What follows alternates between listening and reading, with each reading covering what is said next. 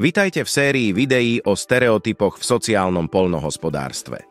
Sociálne poľnohospodárstvo pomáha znevýhodneným ľuďom začleniť sa do spoločnosti prostredníctvom práce na farmách, ktoré nazývame sociálne farmy. Ale v sociálnom poľnohospodárstve sa stretávame s mnohými stereotypmi. Mnohé z nich sú nepravdivé.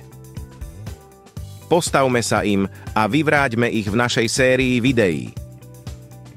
Ľudia mimo tohto odvetvia často nerozumejú tomu, ako sociálne farmy fungujú alebo ako si zarábajú na živobytie.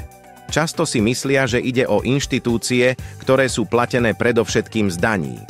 Prípadne majú negatívne názory spojené s pojmom sociálne, napríklad predstavu, že čerpajú štátne dotácie. V skutočnosti existuje mnoho typov sociálnych fariem a môžu sa zameriavať na široké spektrum ľudí, ktorým ponúkajú pomoc. Farmy môžu dostávať čiastočnú podporu od štátu v závislosti od krajiny, v ktorej sa nachádzajú.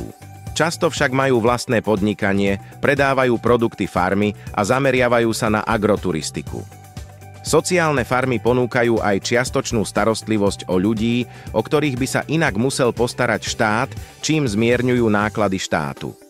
Sociálne v tomto prípade znamená vzájomnú pomoc ľudí ľuďom.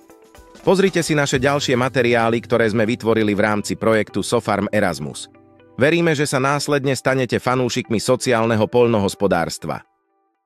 Ďakujeme, že ste si pozreli toto video.